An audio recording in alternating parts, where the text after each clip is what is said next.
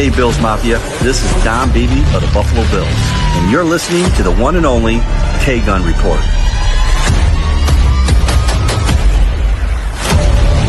Oh, and you all know, go Buffalo. What's up? Love that intro. Got Don Beebe giving us the intro. That's pretty awesome. Welcome to 24/7 Buff Animoniums, the K-Gun Report. I am your host, Scott. You'll see that you have someone that looks identical to me to the side of me. That's my twin brother, Jared. Swank is absent today. It's been a crazy couple months as far as timing things out for shows. This is another pre-recorded show, guys. Nope, Scott, you went live, bro. What's that? You went live. We're live. Oh, we're live? Yeah, because I messaged. I was like, "Oh, we're going live, bro. You're supposed to record this one, but hey, we're gonna be getting messages then." Oh, hell yeah. There you go. Okay. Well, I'm on StreamYard. And I went ahead and did the recording, and it says record now. And to be go live August 26th, which is Tuesday. So I guess we're learning here. We're going live. Welcome to the K-Gun Report, guys. Hey, if you got comments coming in, bring them in. That was weird that's how it worked out, but it is what it is. I am your host, like I said, Scott. Here's Jared. Swank might be joining us later. Who knows? But if he does, he does. If he doesn't, he does. Guys, we were going to have our 53-man roster talk about who we think is going to be on there today. Obviously, the Bills' last preseason finale was this past yesterday. So we'll talk about that. We are going to recap the Bucs game, give our thoughts on that game. I see we got a couple friends joining us on the conversation already. We're also going to hit up, guys. We're just under 2 weeks away from the regular season Rager this year, held at Reinvention Brewing. Mark Maddox is going to be there. We have vendors, giveaways, raffles, all that good stuff, but we will also get into that.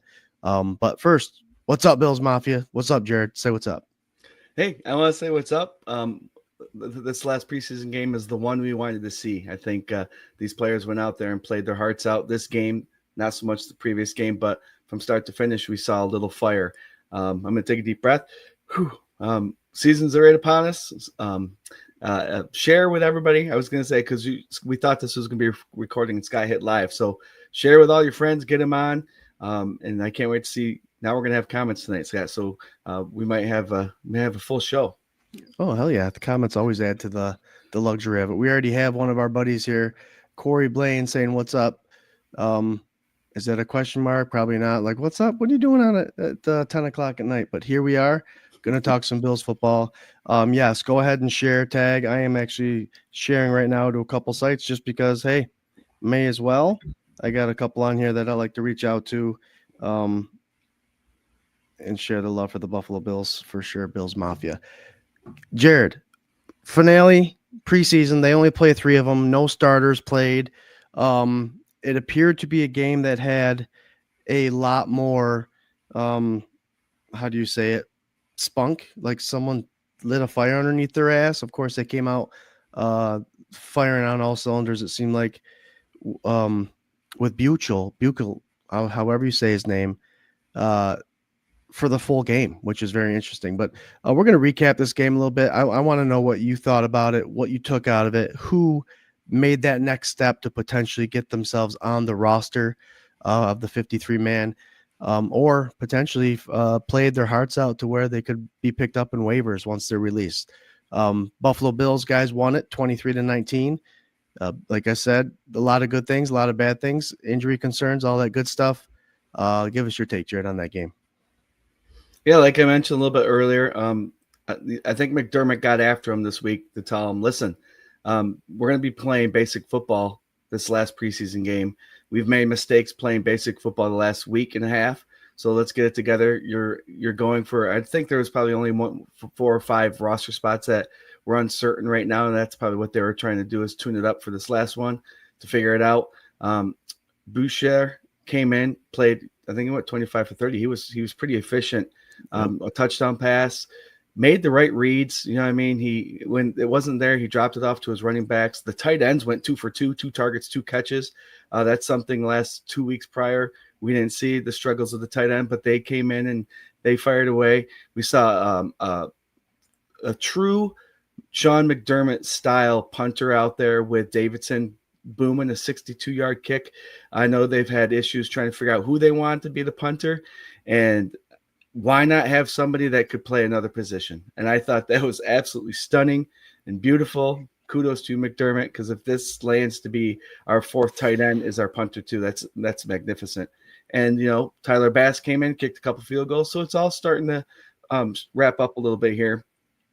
What I want to mention quickly is Josh Allen did again dress for this game, and the Bucs quarterback there did not. So that just shows you kind of like the mentality of how maybe Josh Allen is towards his teammates and stuff like that. If you're going to battle, I'm going to battle. I'll dress up with you guys. And just the small things like that. That's why I love Josh Allen. That's why Bills Mafia does. But pay attention to little things like that. That's what makes people like you. And, the small things in life is what attracts positive people to your life. So kudos. Oh, yeah.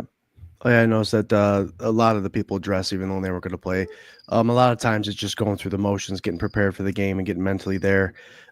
Jared, did the quarterback Buchel, however, we're jacking up his name. Somebody give us the correct saying. Did he make a name for himself for QB2, QB3? I know they keep a third one in the practice squad.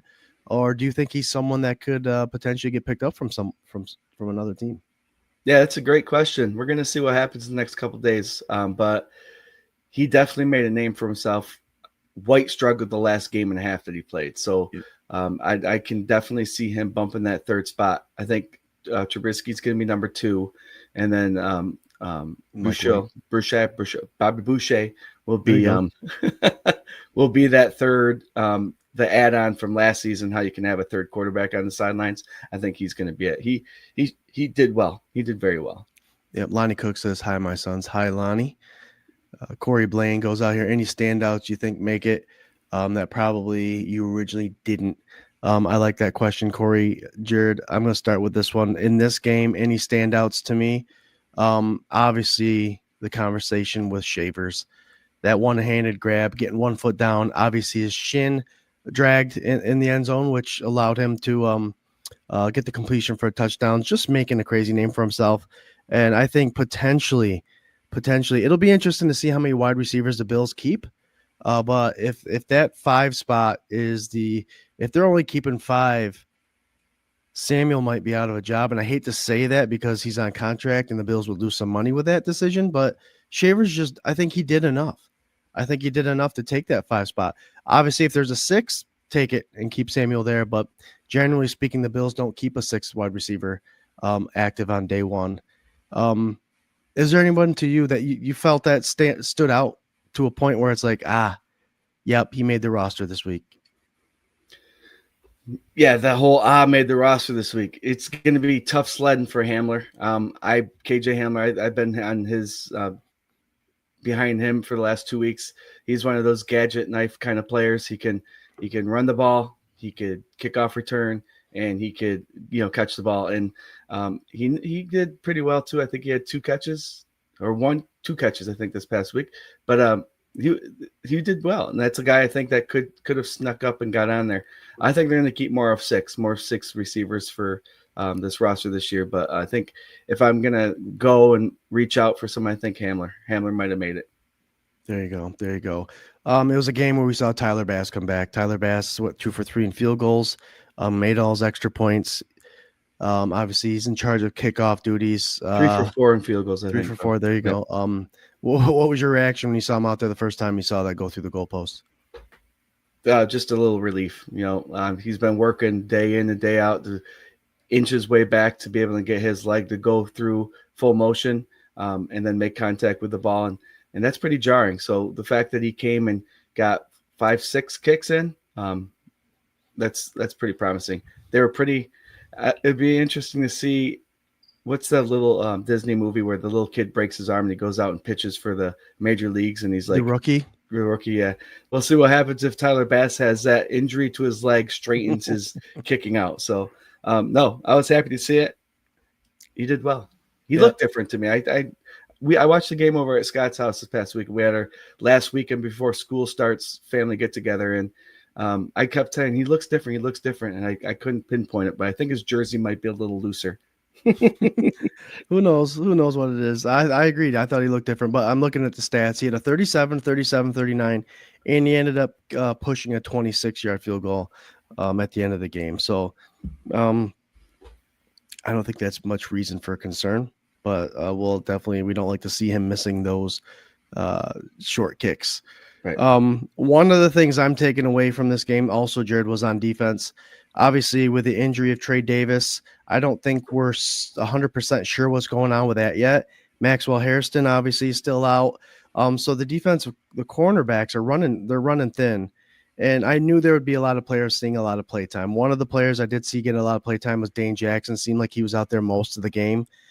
Generally speaking, if there weren't injuries and they had a full stable of corners, then maybe I would think that this guy's auditioning for another spot somewhere. But what do you think? Dane Jackson's gonna find a roster spot, or do you think he was out there just because they didn't have any corners? He didn't look good. He didn't look good, unfortunately. No, he didn't look good last week either. I don't want to say lazy because you hate to mark that on players, but that one touchdown pass that was rolled out to the right, he was kind of trailing big time, running straight up and down. Didn't look like he had any hustle to him. But I think Jane there might be a slight chance he makes it, but I want to say it was more of a roster fill for the last two preseason games to definitely get a look for him. I mean, the Bills bring players in that they've had before, not only like a mutual respect thing. Come play with us. You might not make the roster. You're going to be on the lower end of it, but we want film on you so you can possibly go to a different team. Yeah. I know a lot of teams are probably like that, but because it's our Buffalo Bills and they've had a good, respectable organization these last 10 years, that I feel like that's what they do. They bring in these players that can put on film that they've had before so they can go out and continue their career. Yep. And obviously a lot of other teams do that. Some lot more, some less than others, but I agree. Let those guys get out there this last preseason game, put on a show, add to the resume, and get signed somewhere else. For those of you who are tuning in, this was supposed to be a recorded show for Tuesday, but your buddy here, Scott, accidentally hit the live version of StreamYard. So we're going live 24/7 Buff Fan Williams, the K-Gun Report. We are part of the Buff Fan Base Network. Very happy to be a part of their group. There, if you haven't checked them out, go to X. They're big on X, almost 200,000 strong, putting out fan first content on the daily. And once the season comes around, you'll see a bunch of our mugs. A lot of different kind of conversations, but Bills fans talking Bills football, it's amazing. And in being a part of the Buff Fan Base Network, we're also sponsored by 26 Shirts. Del Reed and the gang got a lot going on there. Still raising tons of money, over $2 million raised altogether. Selling Buffalo Bills merch for Western New York families in need. So go check them out, 26shirts.com. And I always tell people, scroll all the way to the bottom when you're buying something, because they do connect the story of the family or the person in need that they're representing at that particular time. But so 26 Shirts, thank you for being our sponsor, and we love being a part of the Buff Families Network. Hell yeah. I couldn't help but keep staring at your helmets back there, Jared. I love the standing buffaloes, the black and white, and then the red and white are pretty sweet. Yeah, I like them too. Pretty awesome. We'll tie up the conversation about the Bucs real quick, Jared. I do want to add a couple more things. We saw Shiloh Sanders take a punch at Zach Davidson. Obviously, that was a big thing. Shiloh was released today. Organizations don't like that stuff. Get a hold of yourself. But with that being said, you talked about Zach Davidson being a tight end, number 4 potentially, and a punter. I think he made a name. I think he is someone that's might, if he doesn't get filled at 53 man, he's definitely going to be in the practice squad for emergency punting situations. I do want to bring up Deion Walker. Got to bring him up. That big beast of a man from Kentucky that the Bills drafted, 6'6 plus, 330 plus pounds, giant. You would think he'd be a Tech 1 defensive tackle. And the way he gets through those gaps into the quarterback is simply amazing. I thought he had a very good game this week, and I'm happy to see what he can do on this 53-man roster. You got anything to add to this conversation there, bro? Yeah, this big man was thinking skinny too. I mean, sometimes you don't want to see your linemen open up and give themselves up, but he's so big that when he does get through like that, he still penetrates. He played one hell of a game, It's he's going to be a star if he can keep at it. And what a pickup! I love it. I saw a sweet thing. Someone who was selling a Kentucky Maxwell and a Kentucky Walker. Mini helmet, right? Mini helmets. They're freaking sweet. Let's see here. Buffalo. Oh, yeah, there you go. Corey says he agrees. Shavers looked good. Casey, Nicole says, a good evening, gents. Good evening. Jordan Phillips back now. We will talk about that when we get to the defensive tackles. We are doing our 53-man roster. Since it's live, it's basically a 53-man roster prediction. We'll see where we go from there. Jared and I probably will either go over or under the 53, just because we get so excited about. We talk about it all the time. Is that whoever dons that red, white, and blue, Jared, we're cheering for. So you want all of these guys to make the roster. Obviously, the optimistic Bills fans and us think everybody's going to be the next All-Pro, the diamond in the rough. But we'd keep them all if we could, but it just does not happen. Casey's thrown out a little for any of the locals. Rose City Drive and local, located in Newark, are hosting 3 evening games on the big screen at the drive-in. Oh, the drive-in theater right before you get into Newark. Sweet. $10 food voucher purchase for the whole carload of people. Sweet. Thanks for throwing that out, Casey. That's awesome. Yep. Newark. We are the Finger Lakes Mafia as well, guys. We're 24/7 Buff Pandemonium sister page, FLX Mafia. We created that page a couple years ago to try to bring awareness to the Bills Mafia fans located in the Finger Lakes area. We represent well. I think we're not talked about a lot, so we represent our Buffalo Bills just as good as any other town and city in the New York area, even outside of New York. We are a pretty awesome fan base for sure. Hell yeah. Sorry, I was looking down live, just sharing because we went live. Yeah.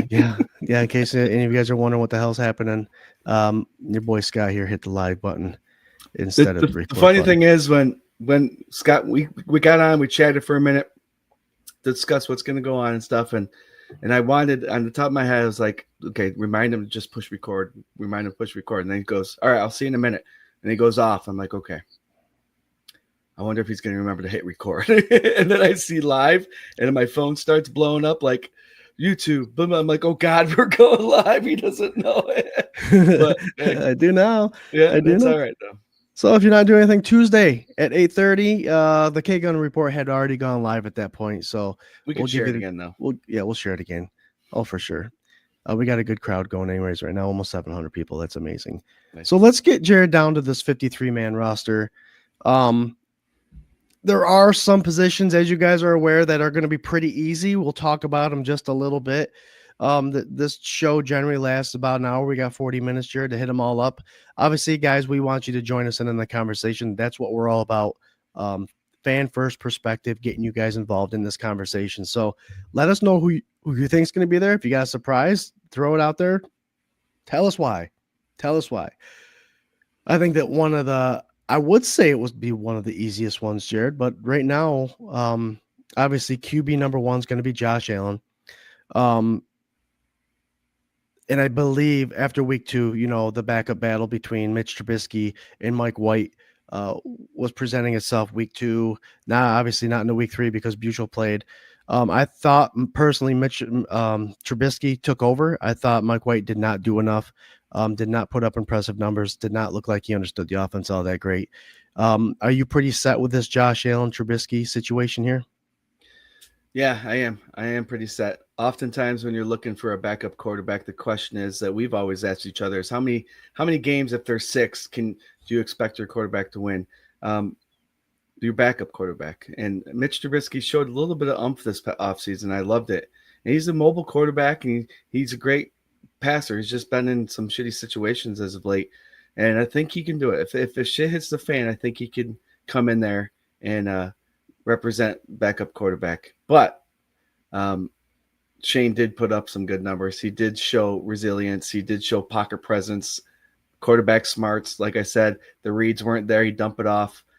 It's going to be interesting to see what happens with White and him. So and if he jumps all the way up to 2, but the backups, quarterbacks, there's a huge drop off with any team pretty much, especially if you're a good team. But it's a good battle to have coming in. The manager's going to have to sit down and really think this one over. I agree. I think Shane definitely made a name for himself. I do believe he is the guy they bring in for number 3. See you later, Mike White. This guy was a interesting prospect coming in from the Jets and all that stuff in Miami. But I think Shane did a good enough job. Jared, that ball to Shavers was what us as quarterbacks are told to put the ball only where the wide receiver can catch it. And that's Right. exactly what he did, and Shavers made a great play. But I also like the play against the Bucks. Those deep comeback routes, outside comeback route, are very difficult passes to throw, especially 20, 30 yards downfield on the sideline. So he does have good accuracy, and I'm glad he showed out for sure. Yeah. All these quarterbacks will be on some sort of roster this year. I firmly believe that. Let's see here. Joey Granick from X. What's up, Joey? He says, Joey. give me Shane. Yeah. Yep. Hey, I would not mind to see him on the practice squad for sure. Running backs, obviously, not anything surprising. I think this trio has been locked in for quite some time now, especially after the signing of James Cook in this contract. So right now, yeah, I have James Cook as a starting running back, Jared. Ray Davis is a change of pace kind of guy, and Ty Johnson doing Ty Johnson things. Our third down back, our utility guy, a guy that can do a little bit of it all. Absolutely love this guy being here in Buffalo. And then I think we're good there. Yeah, Frank Gore had another season to try to get in and move up in the spots. He did do enough, I think, on any other roster. But our backfield is a legit backfield in the NFL, probably it's top 5 backfield in the NFL. You know, James Cook averages over 1,000 yards the last 2 seasons. Mm-hmm. Had a big season with 18 touchdowns last year. Davis has shown some spunk when he gets in there. He can keep it going, change up pace, heavy runner. And then Ty Johnson's the best third back in the league, Josh Allen says. So we do have a good triple header there.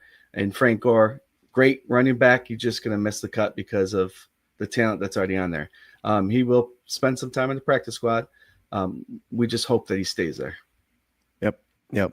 And obviously every year it seems like this practice squad stuff changes quite a bit. So if you got any questions about that, I'd have to study a little more on how to answer those questions. And then fullback, right? The Bills, this will be the 6th season for Reggie Gilliam, a guy that not only provides good blocking for our running backs or tailbacks, but he's a special teamer. This is a kind of a no-brainer. I think the first couple seasons was like, do we keep a fullback? Do we keep a fullback? It's pretty set in stone, right? Plus we all know Reggie Gilliam can play the tight end position as well, or the H-back position. So we pretty safe there with him. Yeah. Yep. Sounds good. I like him. I remember, was it last year on FanDuel or whatever it was? You spent some money on Reggie Gilliam scoring that first touchdown 2 years ago, I think. Someone banked big on that. Yeah, he caught that screen and took her to the house. All right, this is the conversation that I think a lot of people will be talking about. The wide receiver position. Generally speaking, our Buffalo Bills have kept 5 wide receivers. And if you're keeping track at home, I believe that we have currently 6 players on our roster. 6 receivers. Are they going to bring in 5? Who's making the cut for you, Jared? And I'll give him my 2 cents afterwards. But go ahead and give me your 6. Damn, right? We got Joshua Palmer, you got Coleman, you got Shakir. So the next 3 are going to be, like you said, I believe that Tyrell Shavers definitely made a spot for himself. So that's number 4. And I'm going to pull for Hamler. I think Hamler can come in and be that little utility knife that can do it all. And I'm going to say, and I'm just reaching out there and saying this, but I don't think Elijah Moore or Curtis Samuel make this roster this year. I think they're going to be bumped out. So Hamler makes it. Wait, one of them's got to make it. Chanel had some good returns too. Yeah. So we'll keep one. We'll keep Elijah Moore, Curtis Samuel's gone. So Palmer, Coleman, Shakir, Shavers, Samuel, Chanel, and Hamler's going to be the 7. See what we did there? You said 6, and I give you 7. Yeah, but I think that special team, McDermott said on Hard Knocks that 3 players will be making the team solely on special teams. Yep. And I think that's going to be why you see Chenault making that 7 receiver spot. Gotcha. Yep. Okay. I have Shakir, Coleman, Palmer. I am going to keep Elijah Moore. And this Curtis Samuel conversation is one that's interesting. Yeah. Hamstring injury, hasn't really participated much in the camp. And then we don't see him in the preseason games. Same kind of goes for Elijah Moore. I expected him to be out there more, making more of a contribution. So it's kind of up in the air. And that one guy that seems to be the darling of the wide receiver group, and Tyrell Shavers. Obviously, last year he had that Colts game 65-yard burst, tall guy, 4.3 speed, can burn everyone. And now he's catching sideline catches and toe drag swag and dragging his knee. And he made a name for himself. So I have to agree. I'm going Shakir, Coleman, Palmer. I'm going to keep Elijah Moore. I'm going to go in Tyrell Shavers, and I think it's a toss-up between Curtis Samuel and Chenault for number 6. Okay. I don't think they're going to bring 7. Right now, honestly, if it's a special teams thing, Chenault can run patterns, and he's a good special teams, both receiving and defensively. So just a hunch. But I'd hate to lose the money with the Curtis Samuel deal because we will lose money if we get rid of him. Maybe there's some trade bait out there somewhere, but he has not done enough with the injury and not being participating in training camp to warrant anyone else saying, I'll pay the 4 mil for him, however much he's got it. I want to throw this out here too about Tyrell Shavers. Great touchdown catch, sideline catch. He's been doing great things this preseason, but he's also been a force on the special teams. Tampa Bay did have our number on special teams this past week, which is you're going to have it during preseason because the guys out there aren't going to be starting. And Tyrell Shavers was right around the ball every time. If he's not knocking the guy out of bounds or making the tackle, he was close by. So there's that part of the game too that I don't know if a lot of you saw, but if you go back, watch the highlights, because they did show a lot of kick return highlights because Tampa Bay had good ones. Tyrell Shavers is next to those all the time. Yep. So it should be interesting these next couple of days to see what happens with those guys. I do believe number 7 and number 8 will be on a roster somewhere else. Excuse me. Our other pass catchers, tight ends. I have the Bills keeping 3. They've kept 3 in the past. We've talked about Reggie Gilliam being a 4th, if need be, if they needed to spell anyone. So I have Dalton Kincaid as my starter, Dawson Knox as my backup, and the rookie from Georgia Tech, Jackson Hawes. Like Jared said before in the earlier part of the show, he came over and watched the game with the family. Jackson Hawes had that one catch, Jared, and I remember saying, "Oh, there he goes. He got his roster spot just with that one catch." Yeah. It's a secure group. I think everybody's back except for obviously Morris, where Hawes has taken over. Largely a blocking threat. He'll be big time in this run game, but he surprisingly can catch the ball well. I think that'll be the 3 that they're bringing week 1. No, this Buffalo Bills offense is truly unique in the fact that I already said that I think the running backs are the top 5, the 3-headed monster that are top 5 in the league. With this tight end room, we could pretty much make that same argument. I think the whole tight end room might be the top 5 tight end room in the league. You have Dawson Knox, who's been around for a long time. He's worked on his catching. He's making catches, and he can block. You got Dalton Kincaid, his rookie year, had 73 receptions. Little downfall last year, but he's coming back this year as a receiving tight end. And then you got Hawes. You say tight end 3, but he's actually going to be in there for the blocking spots. You know what I mean? So you have him on the roster as TE3, but he's actually going to be TE1 when it comes to blocking for James Cook and the running backs back there. So we got a triple header too, or at the tight end spot, and that's a good thing to have as well. Him catching the ball with his bricks for hands is a good thing this week. You could tell when he caught the ball that he was doesn't usually get a lot of catches because of the way his body movements were, but he still got upfield, made a name for himself, and and then Scott, you forgot Davidson again, but we'll throw it in there. Depending on how the special team defensive punting looks, Davidson might be that one spot. So we might have 4.5 tight ends on the team because you can't forget Reggie Gilliam either. The only thing is if you bring Davidson and he can't be on the field other than punting, I would not take the chance of him getting hurt. No. You have your three guys already. And then, like you said, you have Reggie Gilliam on there.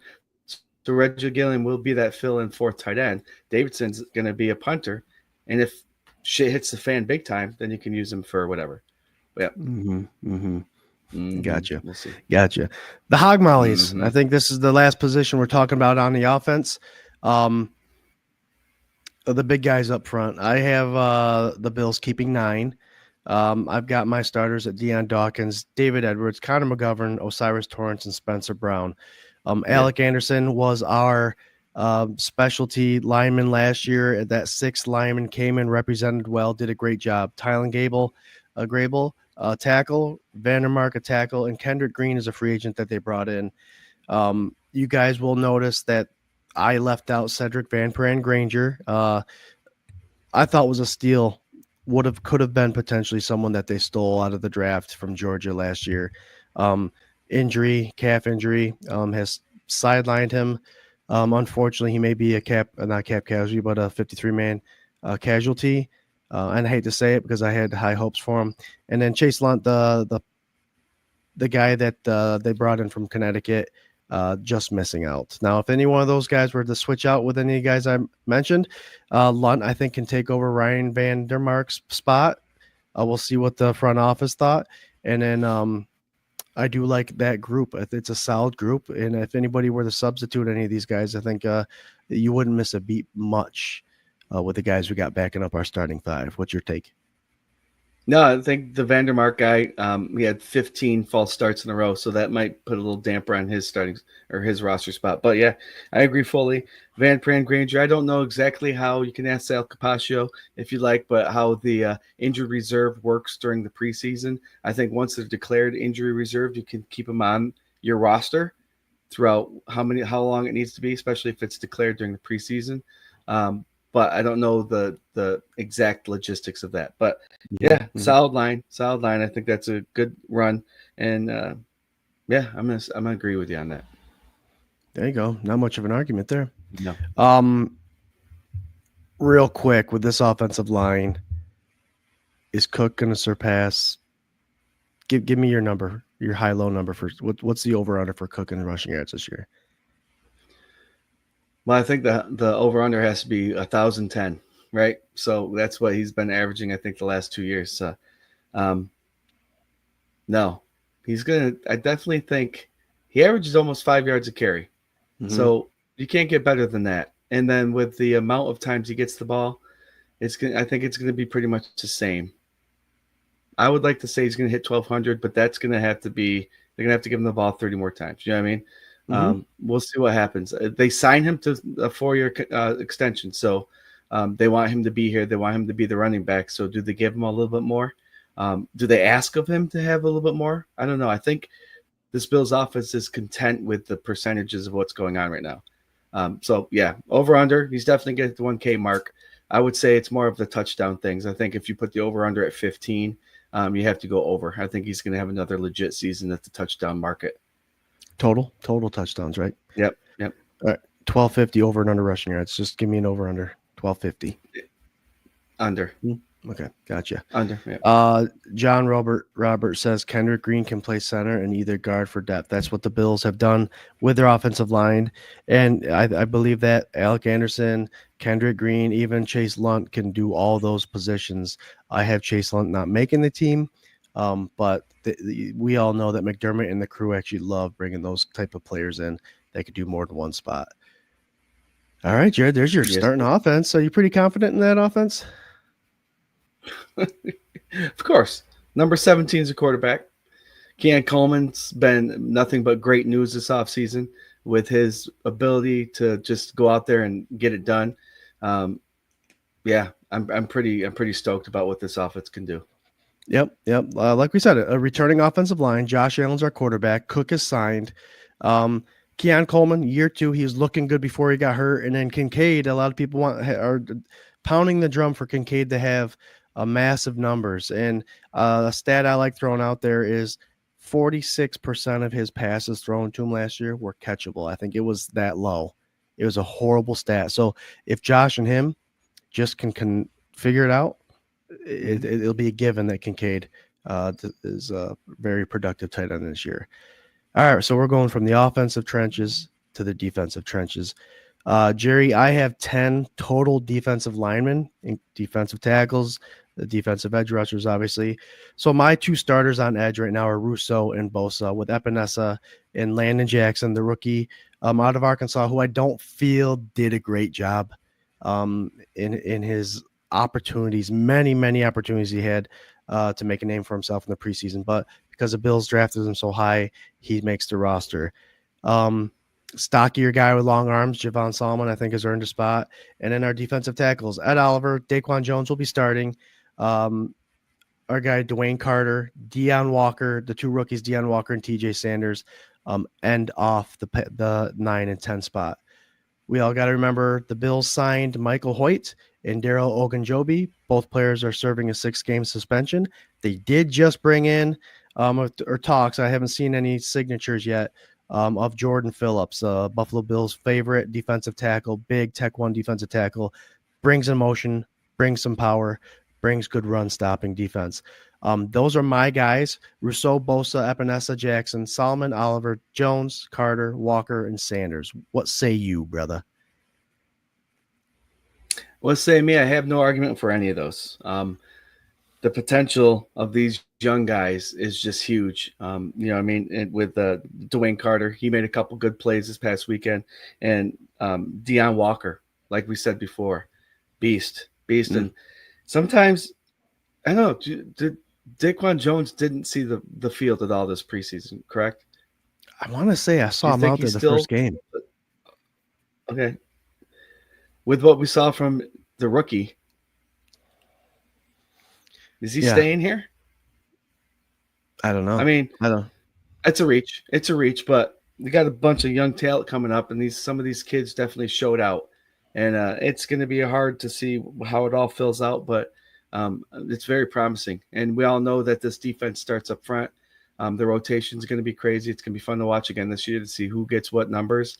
But yeah, we'll see. We'll see. With these young guys, though, they're more apt to be able to stay on the practice squad, or to be there and be happy there. So who knows? Who knows what will happen? But I'd like your 9 that you had. 9's a good number. Well, I had 10. Oh. I like Solomon, though. Solomon's been here a couple years, and during the preseasons, he's always making a good name for himself. It's just the Bills have a pretty good, decent amount of talent there. So I do like Solomon. He does come in with a fury. It'd be interesting to see how these young guys play due to the fact that Hoyt and Ogunjobi are out for 6 games. This is one of those situations, right, Jared, where you make the most out of this opportunity. You have a defensive end and a defensive tackle, rookies at both spots. You got to make a name for yourself now. Because if these guys come back at week 6, they're not going to get rid of a TJ Sanders or Deion Walker when one of these guys come in. Too high of draft picks, right? Same with Landon Jackson. But this will shuffle up the defense quite a bit come week 7 if those guys are coming in with full intention of seeing some playing time. It'll be very interesting to see that. And what's your take on Jordan Phillips? Is this just something to I don't know. The reason we have a messenger going with a bunch of our boys, and there's a bunch of possibilities. Is someone else getting traded out? Is Jordan Phillips coming in to be a spot? Is he coming in to be a mentor? What do you think this talk is all about? Yeah, I think it's exactly that. He brings a little bit of experience and some attitude to the team. I do have a knock on him, though. There's a lot of plays last year that he was trailing the play and he wasn't really going after it. No. I don't like that about him, but he does bring energy and a good vibe to his teammates. They might be just bringing him in to get things going for leading up. We got 2 weeks before the games, so you never know what's going to happen in those 2 weeks. So get the guys on there when you can, I guess. There you go.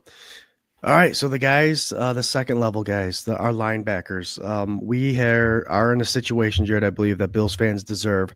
Obviously, we're not going to get prime players, and I'm talking about a prime Milano at his best, teaming up with Bernard at linebacker, but at least as the way it looks now, we're going to be able to witness what a healthy Bernard and a Milano look like at our linebackers, and I am stoked beyond belief of what these guys could potentially do. But I have 5, maybe 6 for me. And this comes into the conversation about the three guys that you said McDermott said is going to be on the team because of special teams. So I have Bernard, Milano, Dorian Williams, which love the guy. I just don't know where he fits, but where now? I know Joe Andreessen is going to make the roster behind Bernard, Dorian obviously behind Milano, but I also have the vet that came to us from the Carolina Panthers and Shaq Thompson, and here's a special teamer, that Chiarlo linebacker. He's been kicking ass and taking names on special teams. So I'm going to go with 6 here, but I want to hear yours, and I want your take on where you think Dorian Williams. Where is he now? I mean, we remember he filled in for Milano last year, and he had a shitload of tackles, top 5 in the NFL when he was playing, and yet here we are not knowing what we're going to do with him. So, who are your 5 or 6? Who you got? Yeah, right there with you. I think that fits. But with the Dorian Williams talk, I think when he played for Tulane, he was a middle linebacker, correct? Mm-hmm. Right. So where has McDermott put him right away when he first came here? At outside, right? The will linebacker. So I think McDermott's ability to see the future a little bit has helped this young man out, where he played middle linebacker at Tulane. Now he's playing a little bit outside linebacker for the NFL and the Buffalo Bills. So I think he fits everywhere. He fits everywhere. And this is what happens if something does happen, you got a whole week to prep. I think Dorian Williams is good enough and fast enough and a great linebacker to play the Will and the Sam without too much of an issue. So he'll be that utility guy that comes in and spells these two guys that we are excited to watch with Bernard and Milano. Milano's only 30 years old. I think he's, besides that aggravating plateau injury that Dr. Bruce has told us that even though it's all healed, it can still aggravate you a little bit. These guys play through pain all the time. So I think we're going to get an all-pro Milano. If Milano's healthy the whole season, he's all-pro. There's no doubt about it. And Bernard's the same way. If he's got Milano next to him the whole season, all-pro. And there's not going to be no doubt about that. And I love seeing Joe Andreessen. He had a week 2 preseason. But this week 3, he was pretty much on the field, I think, pretty much the whole time. Yep. He was flying to the ball, making better reads, putting his helmet on the ball, and he's a good story. And, I really like this Chiarlo. He played for the Jets. I think he tore his ACL or Achilles last year, but they had high hopes for him. And then we got him, and he's healthy. He's running around, he's making a name for himself. But he's the one guy, too, that I could see sneaking up and being a special teamer, but also seeing him out in the linebacking position every once in a while. Yeah, and I think he's not huge for a linebacker, but on our Bills roster, he's one of the bigger linebackers, believe it or not. So best of luck to those guys. Like Jared and Swank always say, whoever's wearing that red, white, and blue, we're hoping the best for you. Now, let's attack this situation. And it's obviously the Bills used their first round draft pick this year on Kentucky cornerback Maxwell Hairston. Then he gets hurt. I don't think he's not going to be a week 1 guy with the LCL sprain, I think it was. And then Trey goes down last week. They generally keep about 6 to 7 corners. Obviously, for me, Taron Johnson and Cam Lewis will be the nickelbacks for me. I have Christian Benford as a CB1. And who's CB2 now? Is it Jamarcus Ingram? Is it Dane Jackson, who did not look very good at all in camp? But we're depleted. So it'd be very interesting to me to see how this all plays out. Because the Baltimore Ravens, they have a pretty potent offense, and we need everybody on all cylinders here because not only do we need run support, but we still need to be able to cover that back half of the field. But for me, for now, it's Benford, Jamarcus Ingram, Dorian Strong, Taron Johnson, Cam Lewis, and I don't know what's going to happen with White. And Dane Jackson, I think, is going to have to end up being here, even though I don't think he's earned it. But because of depth, that's what I'm going with. That's what I'm going to go with. Dorian Strong. Actually, I'll take Dorian Strong over Dane Jackson. Yep. Yeah, I'll agree with you with that one. No, Tre'Davious White, I don't think we have any updates on his injury yet.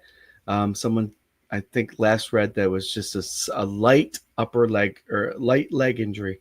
So whatever that means to y'all, um, that's what I heard from a source. No, but no, that's what I heard. It's just a light leg injury. We haven't heard anything yet, so it might be just soft tissue. We'll see what happens with him. It might be soggy sock syndrome. But I'm just kidding. Did you see on Hard Knocks he was wringing out his socks? It's like a gallon of water. But no, I'm there's a true concern there. I think Benford's obviously the number one CB. I think Jamarcus Ingram has to be the number two. He's had game experience. He Like had I a game said, with 2 picks, right? He had 2 picks in one game. It's Dolphins. Like I said last week, when these backups are out there trying to earn a name for themselves, they're usually playing with other backups in front of them. Some of these guys do succeed when there's a starting legit force in front of them. And Jamarcus Ingram, I think, can be one of those guys where put out there with a good defense line that's going to pressure and starting linebackers like Milano and Benford and the safeties. I think he can be successful. He's the guy, I don't know if he's referring to Hard Knocks again. He's always talking. He's talking scenario, situation, where he's going to line up. Every play is a new play. I think he's got a great mentality.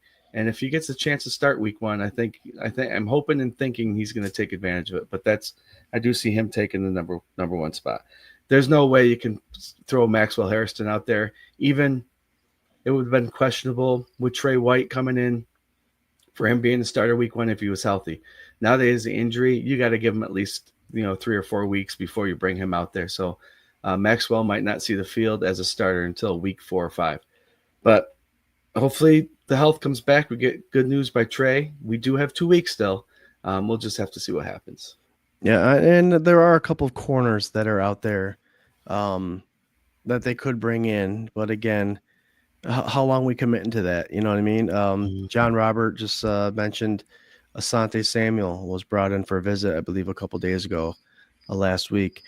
Again, he wouldn't come right in and start right off the bat.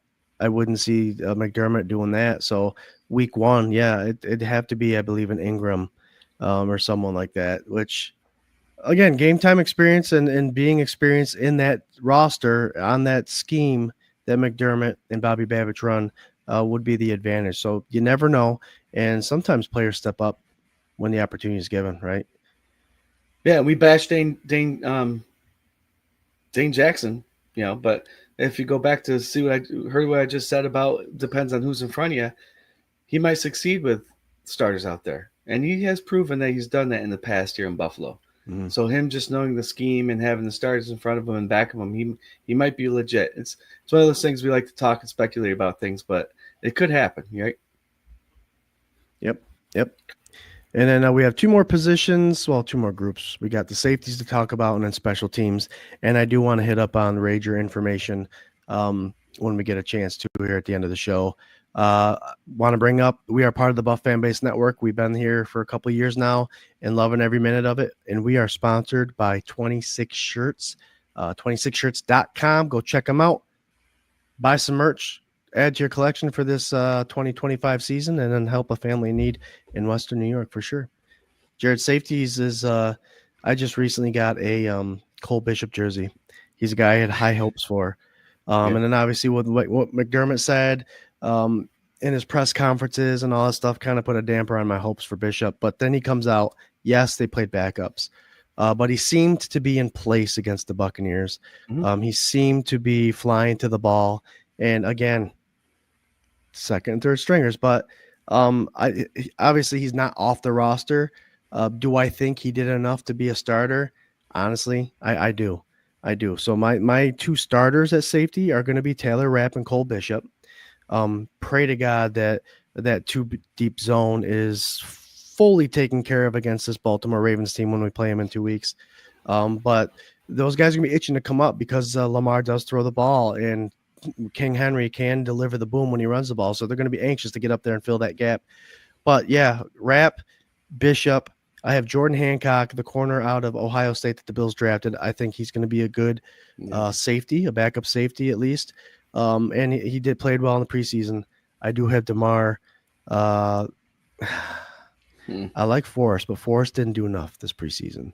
So I'm going to go DeMar Hamlin for my 4. I'm keeping 4 safeties. Rapp, Bishop are the starters. Hamlin, Jordan Hancock are my reserves. So you saying Cam Lewis is out of here?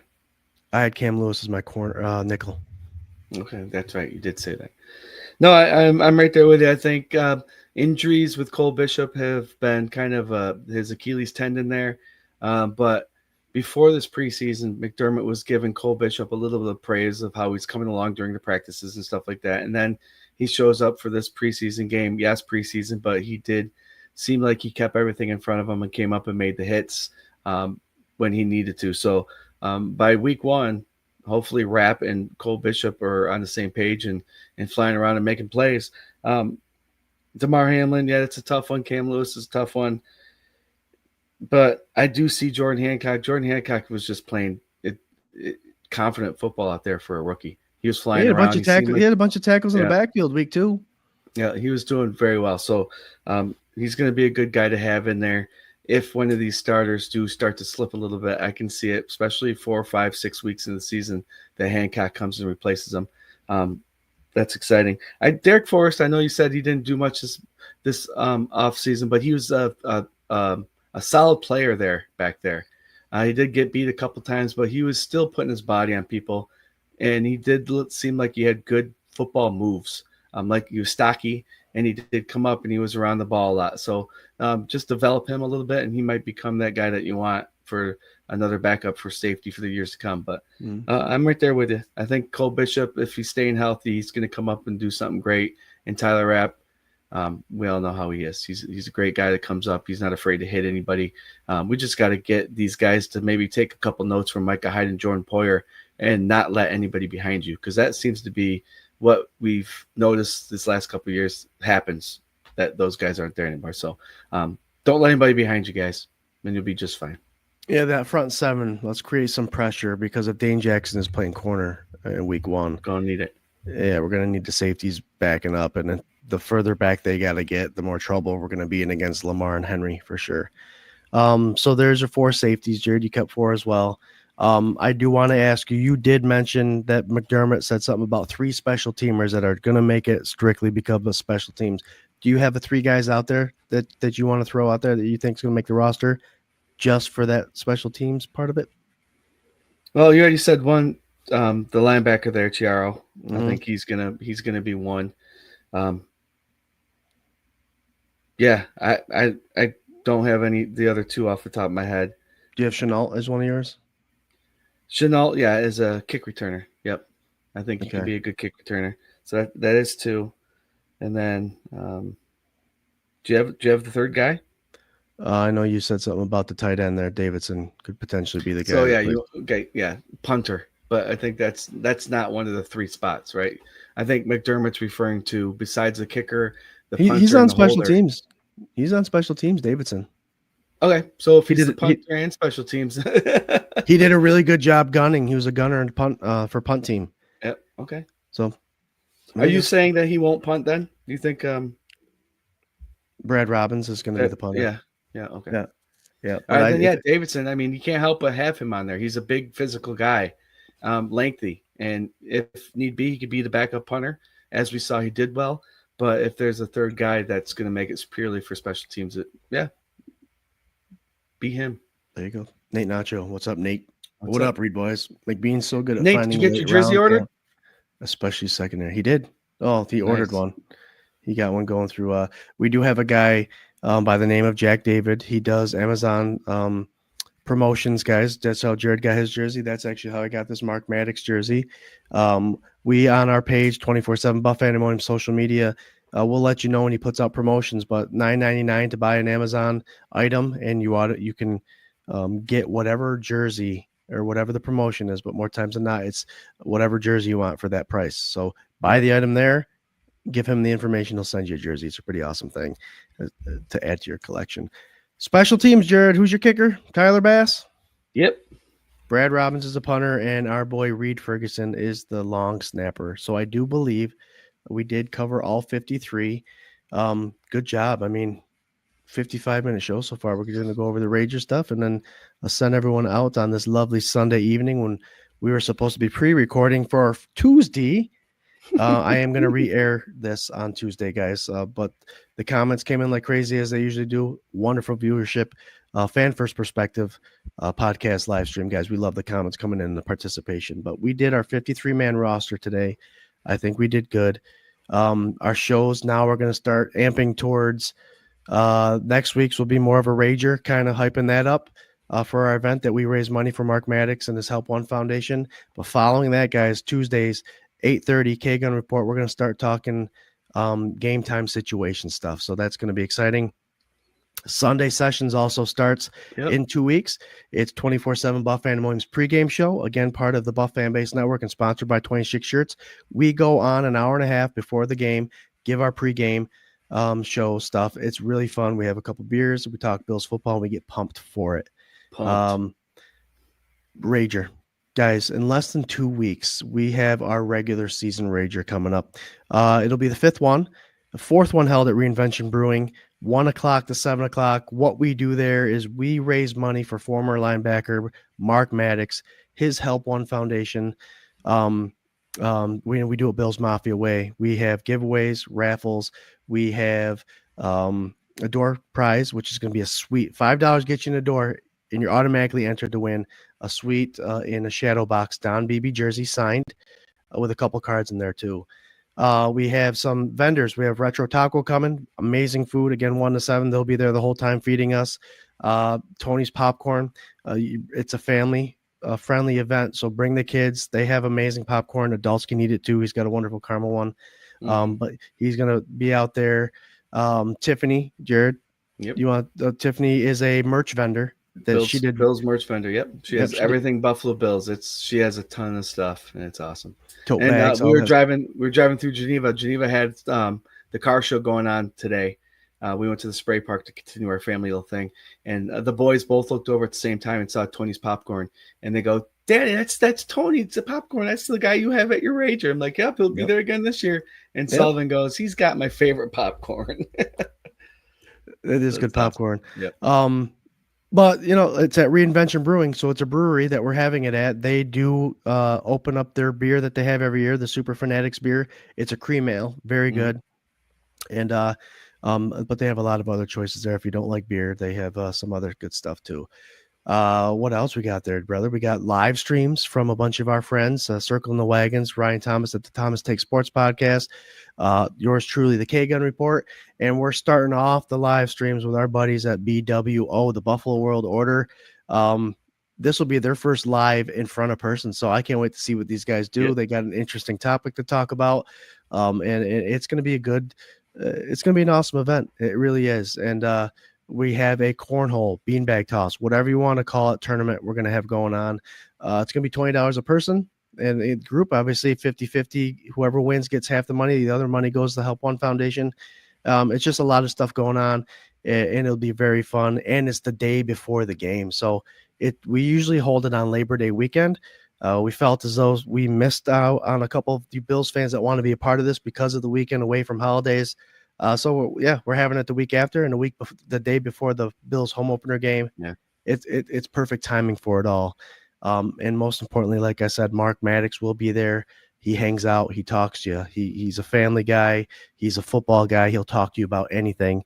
And we're raising money for his Help One Foundation. Did I miss anything, Jared? So Lori Wynn, Eli's mom, just informed me that Bill's Mafia Babes is going to have a basket there full of stuff to raffle off. And they're also going to have Eli. Eli's going to pick a mini helmet between number 47 Benford and Ray Davis mini helmet. Eli's going to pick that for being part of the donation. So we got those things coming too. Our kid on the streets, Eli, the lockdown. He does give us a score prediction for the Sunday sessions. So love you, Eli. Can't wait to see you again doing your videos. And that's always a good thing. We end the show with a final thought. Jared, just me and you, brother. I'll let you go first, and then I'll kick us out.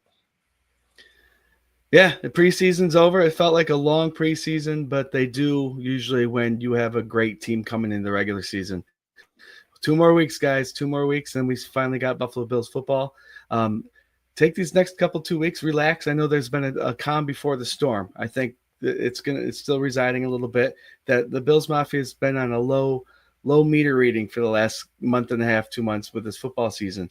But when it comes along, man, when you're going to that home opener against the Baltimore Ravens, the last home opener ever at the Ralph, get loud. Be loud in your home. Be loud at the bars you're going to. Be loud everywhere. This Bills season is going to be special coming up, and I can't wait to be a part of it with the K-Gun Sunday sessions and going out there and meeting all you crazy Bills fans. I love it. Have a great next couple of weeks. Get those kiddos ready for school. Our football season for our little ones is right around the corner, too. It's going to be fun. Football season is here. We'll see you next week. Go Bills. Yep.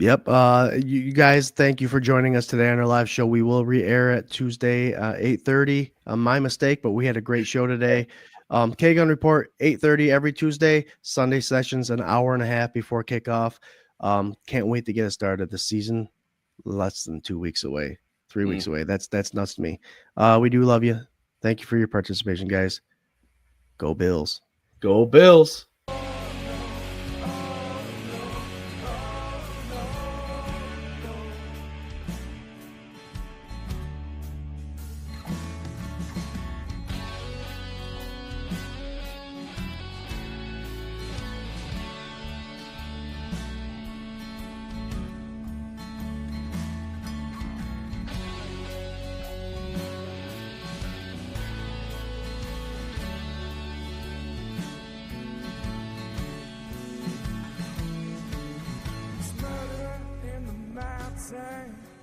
Dancing in the street,